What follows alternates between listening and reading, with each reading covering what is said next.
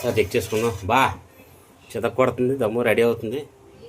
ఓ పక్కన మా Tilly ready అయిపోయింది కర్రీ. ఓహా ఇంకా మనం వేసే గిన్నెలు వేసే ఇక చేస్తాం.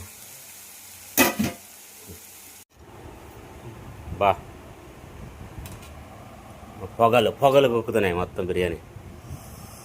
ఉల్లిపాయ పెట్టేసుకోవాలి పక్కన. నాకు స్పెషల్ ఇవాళ ఇస్తరాకులో చికెన్ బిర్యానీ. ఇది ఫస్ట్ టైం ఇది ఇస్తరాకులో తినడం. అంటే ఖైదీ సినిమాలు ఆడి చేసినట్టు తింటాను ఇప్పుడైతే. కలిపి వెయ్యి చాలు. కర్రీ పీస్ ఒకటి ఇస్తరాకు భోజనం.